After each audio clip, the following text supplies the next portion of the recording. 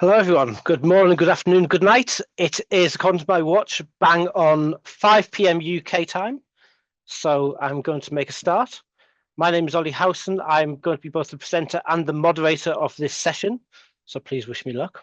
We're joined by Marcy, who is our technical whiz kid and going to hopefully fix anything that goes wrong, although nothing has so far as I'm aware. I'm Hi, just putting Ollie. a link in the chat. I'd like everyone to fill in at the end if you wouldn't mind. That is the standard ADEIL feedback form for all sessions.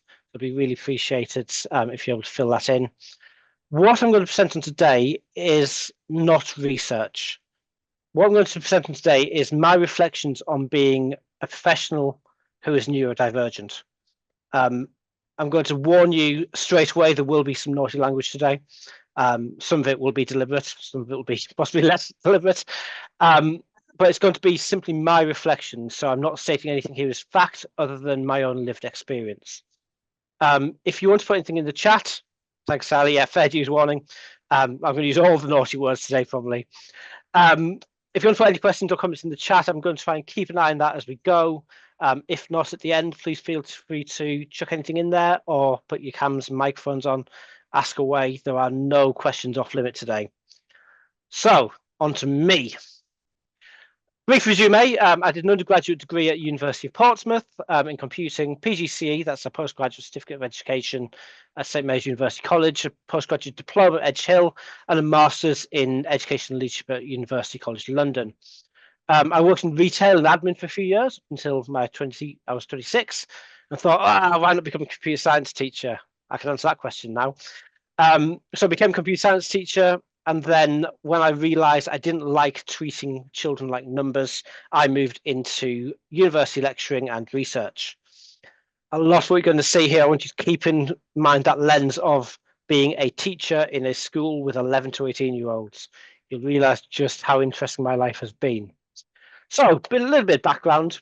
I grew up being properly ginger. There's a couple of pictures of me, Neil the dog, and my grandmother, obviously. I was properly ginger.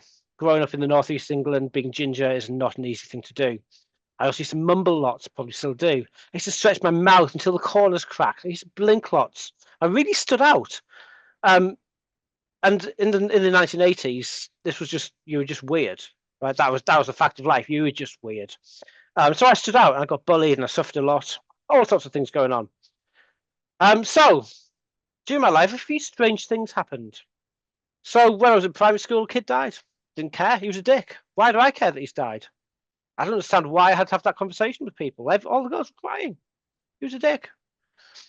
I was working in a shop and someone was struggling to make themselves heard. He was trying to read out his postcodes, like a zip codes, but we have letters to make it more confusing. He was like, is it an M? Isn't it an N? So he tried to say N for, and I used the word beginning with N that we're not allowed to use. Yeah, I saw your eyebrows go up there, Kristen. That's the word I used, right? And I was like, why the hell did I just say that? And I didn't need to question why I lost that job really quickly. I knew why I lost the job really quickly, but why did I say it? Sixth formers. So sixth form in the UK is education 16 to 18. Now in the UK, you're supposed to wear a uniform. We don't do this whole wearing what you like at school. But for some reason, this child was wearing a hat, a beanie hat, an unfortunately shaped hat. Turns out you're not allowed to tell a student that he looks like he's got a condom on his head. That's not okay. Stop sniggering at me. This is serious stuff, Chris. Honestly. Serious. It was very serious at the time. I can look back and laugh now, obviously. So when I was brought up, if you winked at somebody, it was friendly. As a teacher, a child took it quite inappropriate and complained. So I got to tell her off for why are you winking at this child? It's weird. I was like, well, okay. So I decided to have a conversation with the child. I got another telling off because turns out that's not okay either. I said, why are you telling me? Why am I getting told off for doing a wink? I just didn't understand it. I called a child a cheeky monkey. Again, it's a perfectly common phrase when I was growing up. Turns out, didn't know this, that for black people, apparently, and sorry, I know in the US you often prefer the term African American or people of color. In the UK, it's culturally okay to say black still. We'll probably get changed soon, though. Turns out that referring to a black person as a monkey is a rude term. I didn't know that, but what I should have known and didn't is that proving that there are white monkeys is not the solution to this problem. I was not very popular with that one either. So weird things happened in my life. I went for a night out with my then girlfriend, now wife, And the doorman said, "Have you got steel toe caps in your boots?" Before he'd let me into the club. So instead of saying no, my response was, "Shall I kick you in the nuts to see?" I didn't get into that club, and in fact, we had to go and find somewhere else to have a drink. Loads and loads of weird things going on. It was really like got no filter. I was described as being a gobshite. That's a quote. I should put quotes around that one. I was described as a liability, which was probably quite accurate as well. And then my principal, so I'm saying my principal, this is when I was a teacher. I was in my mid to late 30s, said, "It's like you've got Tourette's or something." I do. I've got Tourette's syndrome. I didn't know this. I got until my mid 30s, 34, 35 years before I found out that I've got a condition making me do these things. The diagnosis didn't take very long. So in case you're not aware, ChatGPT, my best friend, says Tourette's syndrome is a neurological disorder characterized by repetitive involuntary movements and vocalizations known as tics. There can be motor tics, blinking, facial grimacing, in my case, stretching my mouth until the corner's cracked, or vocal tics, grunting, throat clearing. There's other things as well, though. There's lots of other things about it as well. It's not just the tics. That's just what you tend to see. I always get typing tics, and somebody actually had the gall recently to tell me I can't have Tourette's because there's no such thing as typing tics. Sorry, they're wrong. In reality, it's not just swearing. That's what we see. We see people on TV or in the street just walking around swearing. Basically, your brain says to you, "What is the worst thing I can say or do at this point? Let's do that." And that's how mine presents itself. I can hold it in. If I feel it coming, I can normally hold it in. In fact, most people that I speak to have no idea. I'm willing to bet that most of the ADEIL board I've been meeting with on a regular basis recently have no idea up until I volunteered to do this talk, because I can normally hold it in. It has got easier over time, but sometimes they do sneak up on me, and that seems to get a little bit worse as I get a bit older. So what I'm going to try and do now, I'm going to try and share some videos of other people I've connected with over the years, mainly via TikTok, which is a wonderful resource. And you may or may not hear the sound, so let's find out. Where's my play button gone? Here we go. I've got Tourette's. Of course I enjoy swearing at people. Listen, as I can see your face, can you give me a thumbs up or thumbs down whether there's any sound coming out? Explain to them why I said what I just said. I've Yeah? got Tourette's. Of course I love people staring at me wherever I go, in the high street, in the supermarket. Whose horse is that? Or in a restaurant, because I'm saying random stuff, and I'm way louder than everybody else. I really enjoy it. I've got Tourette's and a packet of cheese and onion crisps. That's going to keep repeating, isn't it? There we go. And of course... Okay, so this guy's been a great influence, actually. He's brought Tourette's really to the forefront of anyone that watches TikTok too much. So basically, it's also like living with it. If it comes out, someone gets offended. If I have to explain why I'm saying these things over and over again, it really starts getting to you. Having to explain to somebody why things are happening. But why are you walking with a limp? Having to explain that all the time. Well, actually, it's far more intense than that. If I don't have to explain, but I know what they're thinking about me. They say, "Why is that guy walking around swearing? Or why is he beeping? Or why is he coughing? Or why is he walking around blinking loads?" It's a whole feeling inside, and there's no real solution. Either I explain and feel crap, or I don't explain and feel crap. The world's quite horrible in that way. I've got Tourette's. So all I know is me. I know that some people can't hold it in. Some people only vocalize. Some people are damn sight worse off than I am, certainly. That chap just showed the video of right just then. Suffers far, far more than I do. And it's you know, you're to watch him trying to cook. It's hilarious. And he does the videos because it's hilarious. But also, when you realize that is all the time, it's not just for the video, it becomes really quite hard. I do live with this 24/7. And like I said, for the first 35 odd years of my life, I didn't know why I was feeling this way. I didn't know why I was beeping and wobbling around and blinking and putting myself through physical pain. So, Tourette's syndrome tends to form what I refer to as a triumvirate of joy. It also becomes OCD and ADHD comes along with it quite often, different to higher or lower extents, but they often come together. It's a similar kind of the brain that's not quite working out properly. I do not have diagnoses of OCD and ADHD. They've solved in Oxfordshire, where I live, they've solved the problem of ADHD diagnoses because there was too many of them, so they fixed it. They just shut down the program, so they no longer assess people for having ADHD. Yeah. Thank you, Oxfordshire County Council. I mean, to be fair, the numbers of ADHD has gone right down. You know, they haven't had any new cases for ages. Fixing all... Oh, God, they're doing my head in. my daughter has just been diagnosed with OCD. She's on the waiting list for the assessment for ADHD, because kids can still get the assessments. And for Tourette syndrome, the current wait is 4.5 years before you get assessed. That's not to get any sort of help or treatment. That's before you get assessed. 4.5 years. She's 10. So there is no real doubt. It doesn't take a genius to be able to diagnose these things. I've thankfully got some friends who are able to do it without just being able to write the nice bits of paper. So OCD, obsessive compulsive disorder. Very hard sometimes to differentiate from tics. It's not all about tidying up. If it was, my wife would be a lot happier. It's the feeling that you've got to do something or else. And this is what my daughter struggles with the most. It's the physical pain of not being able to do, of needing to do something. And you can see how that's quite similar sometimes as with Tourette's. And actually the difficulty for us as parents is differentiating between, is it a tic? Is it OCD? Or because she's 10, is she just being a dick? No, it's a bit of a game. Sometimes we can flick a coin to see which one it is.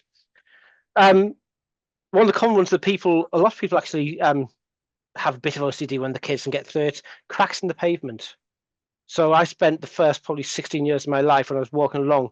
If I stood on the crack of my left foot, I had to stand on the crack of my right foot. If I didn't, the world would end. I thought I was going mad, honestly did. So a couple more videos. I'm going to just try and get these to play. I can't hear the sound, by the way, so I'm glad you guys can. 3 things I didn't realize were related to OCD until I was diagnosed. 1, oversharing. I would feel the need to share every detail about every thought, otherwise I would think that I was lying, and I would feel incredibly guilty for being dishonest and manipulative. 2, thinking and feeling like everybody hated me, whether it was a friend, a family member, a partner, or a pet. I would have this nagging sensation that everybody hated me, was annoyed with me, or that I was offending them.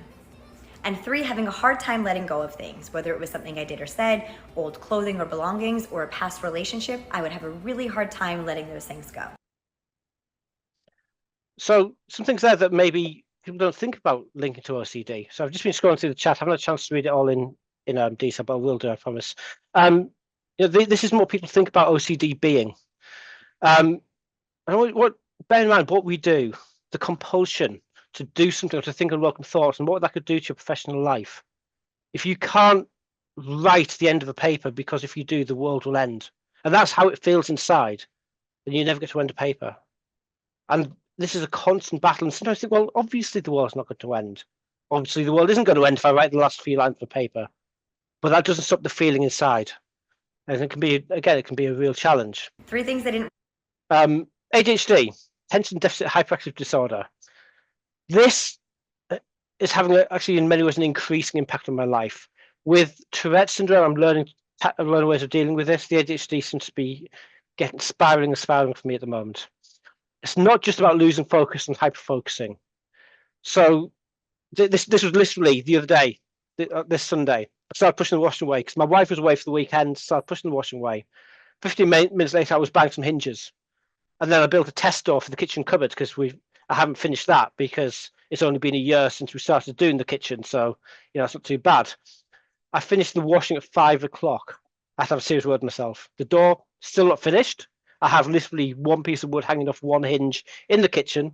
The washing was put away, although I got it in the wrong rooms. I was like, why am I on my way to the bloody hardware store? What's happening? Why am I on the way? Why am I doing this? Because I was putting the washing away. I just don't understand how it happens. And this is a constant thing. You just end up walking around in circles. In terms of research projects, I have to label mine by year, and I generally have about 6 or 7 or 8 research projects per year in my ongoing pile. The vast majority of them are never finished. Some of them are very nearly ready to go, but I've got vast amounts because I just can't bring myself to finish projects. Get really hyper excited, really focused, and then just wander away and forget about them for months on end. So living with ADHD is a challenge. 3 things you won't believe. These are really, related really interesting. to This is a ADHD. great. You know that feeling when you think everybody hates you and you've just done shut up. something wrong? That might just be rejection sensitivity dysphoria. You know when somebody tells you their name and you immediately forget it? That might be a deficit in working memory. Have you ever noticed that you just cannot get started with things that you're meant to do, but if there's an element of competition or urgency, you can slam through it? That might be because of an interest-based nervous system. So that young lady and her partner have released an awful lot of videos about their experiences living with somebody who has ADHD in a really intense way. I live my life waiting for the next thing I've messed up to bite me, even if I've not messed something up. I'm just literally living a constant sense of what's going to go wrong next. I can't remember things like classes' names. I just can't do it. I'll sit and look at the list and then I'll wander off in circles. Yeah, I mean, her and her husband are just amazing. I love them to bits. They're fantastic and actually really nice to chat to as well if you get the opportunity. Imposter syndrome is a real thing. If I get called in to see my head of school, I think I mentioned this on probably another slide, but I'm going to say it now anyway because I'm getting distracted. That's not like me. If I get called in to see my head of school, who is the nicest person in the world, he's like a teddy bear. Hopefully you won't see this recording. I have a panic. Like literally, I will not be sleeping the night before because I have to go see my head of school, who will be normally saying things like, "Oh, you've done really well," or "Thanks for doing this little task," or "What do you think about this particular thing?" But 24 hours are ruined for me because I have to do that. Sometimes we do just find that neurotypical people, normies, are a bit weird. So this video is not. Let's see if I can get this video to play again because it's not played very nicely, has it? Let's try again. You've got 3 drinks. 1 for flavour, 1 for energy, 1 for hydration. I don't understand why other people don't do this. You know, if you want a drink that's sweet yet you need hydration, have 2 drinks, have 3 drinks. Why would you not do that? Some of it just makes sense to us, and trying to understand why people don't get it can be really hard as well. I think my videos have gone a little bit squiffy here, but oh, there we go. I'm in the middle of hyperfocus. Babe, did you have stuff to do today? Yeah, I did. But I'm just on a little side quest. Look at that. So the best way to see my rage is wait until I'm hyper-focused on something, then come ask me a question or just say something to me. I mean, you'd think my family would have learned to just walk away by now, but they haven't. It absolutely, I mean, it literally all sense goes out the window and it just brings the red mist up. Just I'm focusing on something, I just don't want to be distracted. It's ridiculous. And particularly, I mean, I love working from home now because actually, I don't have a 5-minute chat about something. No, I'm focusing. Leave me alone. Side quests are amazing. I've mentioned the cupboard door. It's not the first time I've tried to do a cupboard door. Yeah, not getting projects I have finished. ADHD, This and guy that is means getting when I quite achieve just something, I don't confused. feel any sense of accomplishment. I only feel a mild sense of relief that it's done. Okay. I can't tell if that played on because I can't hear the sound. I can't tell if it all played through there or not. Yeah, so that feeling of finishing something, that real like, wow, I've done something, I've got a real sense of achievement. A lot of people suffering from ADHD or living with ADHD don't get that sense of achievement. There's, oh, thank God that's over with. I've just written some amazing stuff for ARM, who develop chips in iPhones and tablets and everything. They're an amazing big company. I've done some stuff I should be really, really proud of. I've written an entire AI course for them. I'm just thankful I don't have to look at it anymore, even though it wasn't massively hard work and they're paying me really well. I mentioned the issue with the imposter syndrome. I've been teaching higher education for about 7 years now, and I still feel like I don't know what I'm doing, even though people come to me for advice on things, even though I got referred to as the other day as the most experienced person in writing a particular kind of assessment in the school. It's still, why do I feel like an imposter all the time? But it's something that neurodivergent people tend to suffer with even more. So one of my favorite analogies, imagine 5 squirrels on speed in your head.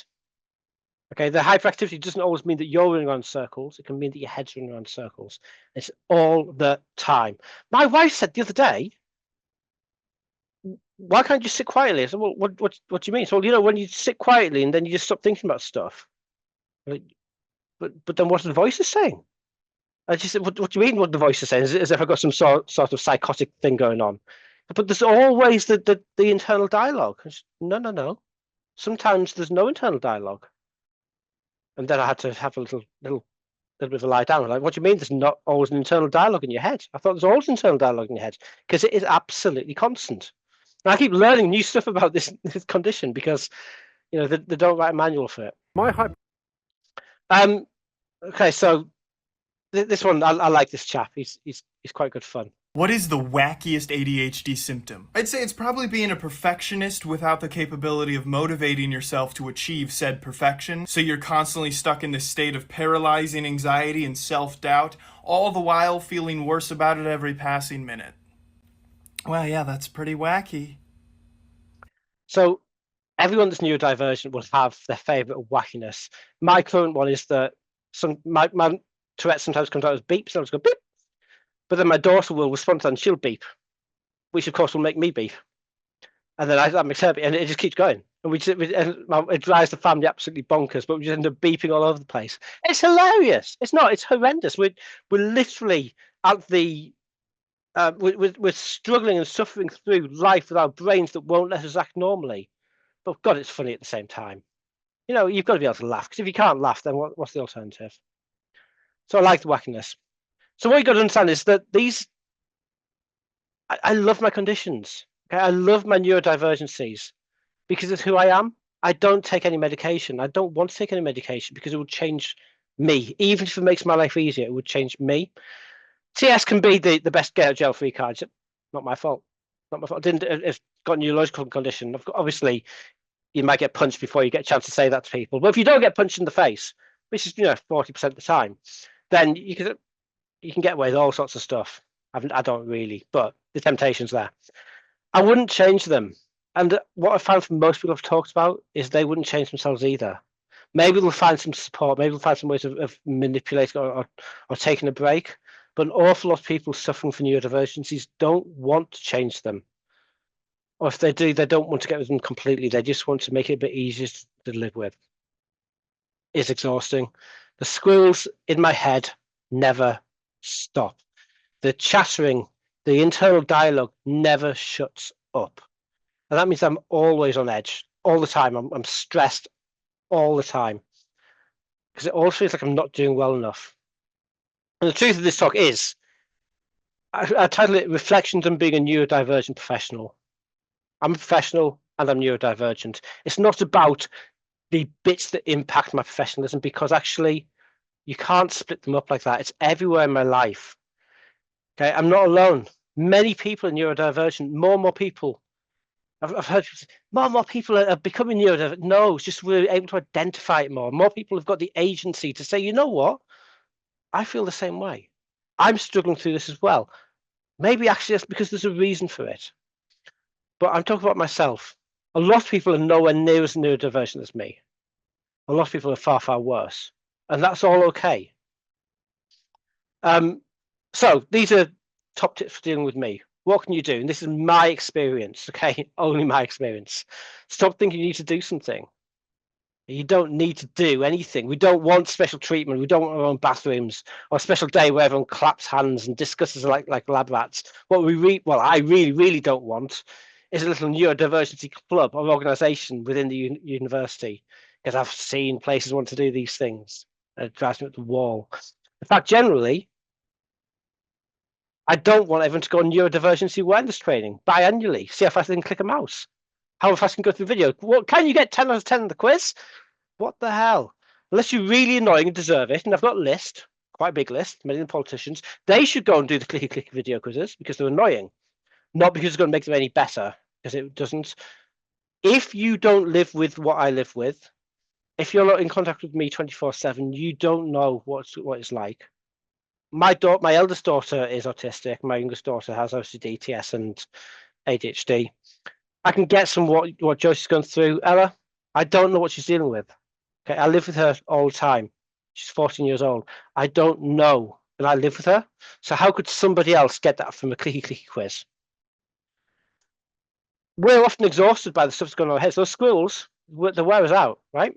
You don't need to point it out. We know we're looking knackered, so just be polite. Yeah, check if you're okay, but you don't need to then start stroking our arms. Say, are you sure? Why did you go for a lie down? Piss off and leave me alone. I don't want people to do anything that from me. Them understand, let me be, treat me like the very normal human being I vaguely am. And you're not going to catch it, right? So feel free to ask questions.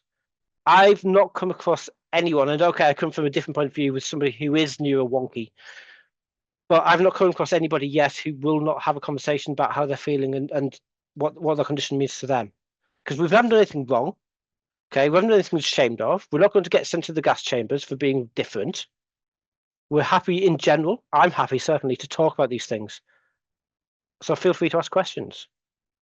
And there's been loads of chat in the chat. So I'm going to try and pull these up and see where we're going. Then if anyone wants to put a microphone on, please feel free to do so. Oh my God, this is caught up for pages and pages and pages. Golly gosh, right. So I've come to Jen.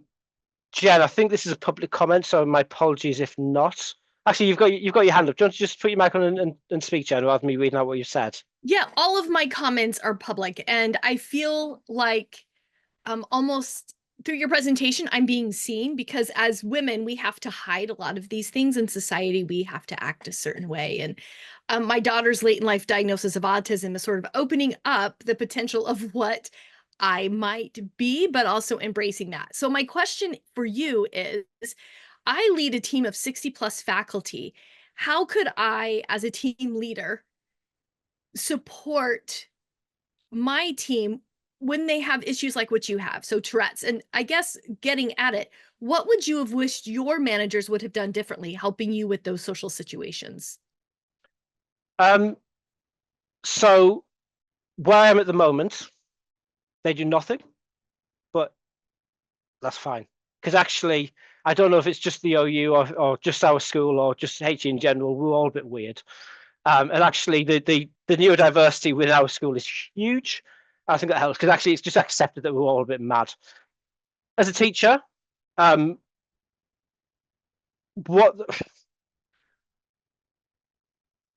the ignorance was the problem. So my camera's in a weird place. The ignorance was the problem. It was, even when I found out, when I had the diagnosis, my principal would say, well, now we know why this is happening, but still feel the urge to deal with it.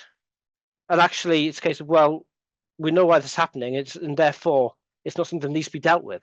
It's not something that has to be, well, let's have a talk. And I know this because of this, but just leave me be. I think the main thing to do would be to listen to them and let them have the opportunity to tell you what, if anything, they want or they need. Having the agency to say, no, I'm having a shit day, I need to go away. And actually, that's something I can do, because I work from home, 99.9% of the time. So if I'm having a bad day, I just turn my emails off, turn my Teams off, and I don't listen to people, and I can deal with that very easily. When I was in the office, I would just say, you know what, I just need to go get some space. I'm just going to walk away. I was given the agency to do that. A lot of people don't have that, particularly if you're working in a face-to-face situation. If you're in a lecture hall or if you're in a classroom, you can't necessarily say to 30 12-year-olds or 110 university students, I need to walk away. Well, actually, some people need to be able to do that. There needs to be some mechanism where you can get that little bit of distance if you need it.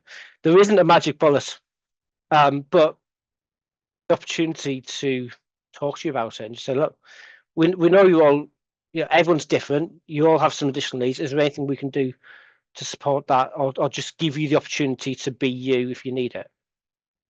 I think, but there isn't a magic hand. Or if there is a magic bullet, I don't know what it is yet. But I'm sure maybe we'll get there one day. Who knows? Evan, sorry, your hand's up. Yes, hello. Great presentation. I hinted at this in the chat, but I happen to think that things like organizational skills and memory are very important in the professions, but maybe that's just because I'm good at it. How does that fit into all this? If OCD might help you be more organized, should somebody look for that in a candidate? So I've got no figures to pull up on, but for every person that's living with OCD that's hyper organized, there's probably a dozen or so whose OCD comes out in different ways, who are completely disorganized. So my youngest daughter, who's currently going through therapy to support her with her OCD, most disorganized person in the world, because that's not what the feeling tells us to do. The feeling does not say you need to organize yourself or the world's going to end. The feeling says that you need to stand on one foot or the world's going to end, or you need to check that mum's in the house every 13 seconds, even when we're downstairs watching TV and she's supposed to be in bed, or the world's going to end. And that's the feeling inside her. And she spent her entire life crying and scared because she's worried that my wife will not be in the house and someone will take her. So, however, if you got someone whose OCD says you must be hyper organized, it's a superpower. So yeah, absolutely, allow them to make use of it. I think that the bigger deal is those of us who are not organized sometimes need real help to keep on top of that, and that's a bigger challenge. So I have to live with my diary. My diary is an outlook, and if it's not my diary, it's not happening. So I have to put everything in my diary. But at the same time, one aspect of ADHD is sometimes you'll get a terrible fear of doing something. It'll be a ridiculous little thing. So I'm working with a student at the moment on a research project. I haven't stored his number in my phone. I've recognized his number now, because when his number comes around, I know it's Antonio, but I cannot bring myself to store his name in my phone. I can't make myself do it. It makes sense, right? What's up with that? That's a ridiculous thing. Why am I terrified inside of storing someone's name in my phone? And it's all good. So, well, I'll do it for you. No. I can't have this guy's name in my phone. That is a challenge. That is something where, again, I don't know what the solution is, but we've all got things that we're very, very good at. Okay, I'm very good at talking crap for hours, as you can probably tell. Certainly exploring people's something referred to as superpowers can be really good, really beneficial. Right? If somebody needs someone to just talk crap at people for an hour in the school, they'll get me to do it because I can just, I don't know how, I never used to be able to, but now I can. So yeah, absolutely. If people identify that for whatever reason they're great at something, it's a good thing to make use of. But what you can't do is just assume that diagnosis X leads to ability Y. It's not quite. It was nowhere near that simple, unfortunately. Right. Thank you. But I wish I was more organised. I do. There's been some interesting chat. Just scrolling through of people referencing their own experiences. So Evan, you said here actually nervous and excitable, according to a second grade teacher, no parental action taken. Do you want to just tell us what that was? Yeah, well, it's something I discovered only a few decades ago. The report card was kept, but there was no follow-up. There's no evidence, and I had no memory of anything being done. I think they just wrote back, he's the same way at home. Yeah. And that was, that was the end of it. This is terrible, isn't it? Don't criticize my child. Yeah. Yeah, and this is how the world's changed. So ADHD was I left school, went to university in 1999, so I grew up in the 80s and 90s. ADHD was just starting to be recognised. My mum referred to it as little shit syndrome. If a kid was a whole sort of day and you stick some little in them until they go like zombies, and there was a handful of kids, right? Anxiety, right? Anxiety wasn't a thing. Now you get diagnosed with anxiety and it's a real thing. Wasn't a thing when we were kids. Just didn't exist. No. What do you mean anxiety? They're just scared. Smack them on the back of the head and tell them to get to school. It's the world has thankfully the world has changed. And if you look back through my report cards, very, very similar things. Lots of things which I don't want to say a good parent. I mean, I didn't have the best parents anyway, but nowadays a good parent would think, well, this is a flag. We need to deal with this, as should the school. Back then, it just happened. It's like, well, so they are, and it's very sad that we've got generations of people who haven't received the support that they needed. So I'm just going through a few more of these things. Ariel's you've got some great comments that I can absolutely I can get completely alongside. Have you considered parkour? That's a great one. Yeah, I hate rows of desks. I used to love closing the blinds when I was teaching as well. It was like, I've got the lights off. I've got the blinds shut because it's different, and sometimes different is good. So I've been really fortunate, Ariel. I've actually, in the last 18 years, I've had 3 jobs. I've applied for 3 jobs and I've got 3 jobs. So I've not had to highlight my neurodivergent skill set on the job market as a professional. I'm not sure I'd have the confidence to do it yet. I don't have an answer to that one, but I'm going to think about it because maybe we should. In fact, it's only very recently that I've even put myself flagged on the system at work as being neurodivergent. What professions or careers are growing as a result? So, well, sadly, not people able to diagnose neurodivergencies, although they should do. There's definitely, I think, a lot of the kind of the social media growth, a lot of it has been led by people who are neurodivergent and finding a new way to be able to link with people. If you look at the amount of people who are openly or blatantly neurodivergent, who are running YouTube channels, Instagram channels, and TikTok channels, and I think it's given them the opportunity to be able to communicate with a world that they didn't have before social media. So it's a bit of a tangent there. Jen said her daughter finding herself in acting. My eldest daughter, an international gymnast. We were over in the States in Florida in April for 2 international competitions. She found something she's good at and she can focus on, which is great, isn't it? Our next session starts in 5 minutes, and that is a minute ago. So we're just about there. I've put the link in the chat. I'll stick that back in there for the review, if people wouldn't mind, because I know that helps ADEIL. I'm also one of the members of the ADEIL organising group. So on behalf of not just myself but ADEIL as well, thank you so much for listening. Thank you for being a kind and supportive audience, but also most importantly, thanks for sharing. Because actually, I refer to myself as a bit of a weirdo, but you know what? The more people talk about these things, the less weird it's going to be, and actually the more normal it's going to be. Ariel, I don't have any material to send in an email, but I'm more than happy to have a chat and a conversation if you want to do so. We've got all that within the forms anyway, but yeah, feel free to just drop me a line. I'm always happy to chat about these things.